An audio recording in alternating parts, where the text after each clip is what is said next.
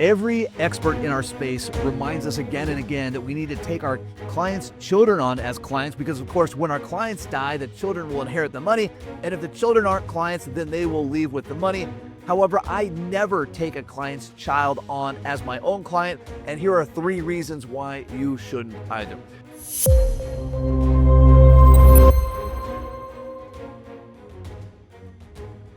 Reason number 1 is that the child of a client is almost certainly outside of your niche. It's outside of your area of expertise. So my personal niche is retirees. And so my clients are retired. Odds are their children are not yet retired, which means if I take their child on as a client, I'm operating outside of my expertise. So whereas I have an expertise in retirement income, in retirement tax planning, if their child has incentive stock options or something like that, I don't have training in that. And so for me to try to operate outside of my area of expertise does the client, or in this case, the child of the client, an enormous disservice. I had a client related to this who is a cardiologist, and we'll call him Bob. And I once said, hey, Bob, I know you're a cardiologist. Have you ever done a knee replacement? And Bob looked at me like I had asked him if the sky was purple. And Bob says, no, I've never done a knee replacement. And I said, but Bob, surely you learned how to do knee replacements in medical school. And he said, yeah, I learned all sorts of things in medical school, but I'm a cardiologist. I only do cardiology work. I only do heart surgery. And I said, but Bob, what about as a favor for me?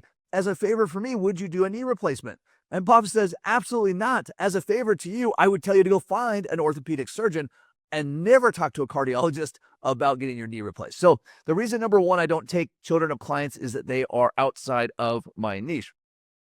Reason number 2 is that no one is interested in working with a generalist. So using our example of Dr. Bob again, if Dr. Bob started taking on all these other patients and doing knee replacements and appendix removals and plastic surgery and whatever else, Bob's credibility would go down dramatically, as it should, because by spreading himself so thin, his expertise will fall.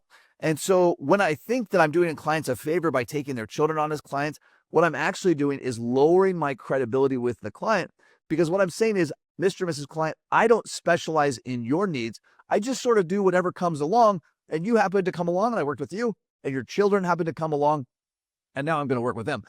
This doesn't mean I'm going to give their children the cold shoulder. I will gladly talk to any family or friends of any client, but what I will not do is take them on as a client myself. Reason number 3 that I won't take on children of clients is that there are no shortage of qualified clients. Whatever your niche is, there are more clients in that niche than you could ever possibly serve. And what happens when I take on a child of a client who's not in my niche, that's a different client that I can't serve. Like I gave up one spot on the proverbial bus to help someone that's not an ideal fit instead of helping someone who is. And there's an interesting example of this that I learned from Michael Kitces in an article he wrote many years ago. And I found this to be true myself, and kind of consider your own experience. When I go to visit an elderly family member in a nursing home or in a retirement center, the retirement home or nursing home does not have anything to accommodate people my age. There's not a Starbucks in the lobby. There's not free Wi-Fi. There's not whatever kind of things I might want as a millennial. They don't have that.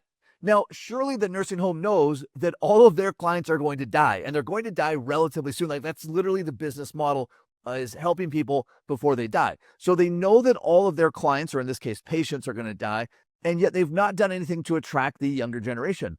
Why? Well, they know that their offering is not attractive to a younger generation. There's really nothing a nursing home could do that would have me think, you know what I'd like to do is move into a nursing home, right? That's just not going to ever happen. They also know that there will always be plenty of, for lack of a better words, old people. They know that there will never be a shortage of old people. Therefore, there's no sense going after young people. It just dilutes their offering. Another example of this would be like, why doesn't Nike sell potato chips? Like Nike has a distribution network. They have stores everywhere. They have contracts with vendors. Like they could sell potato chips, but why not? It's not their niche. Like that's not their expertise, and it would destroy their brand. Like imagine seeing an expensive pair of Nikes and a bag of potato chips next to those called Nike potato chips.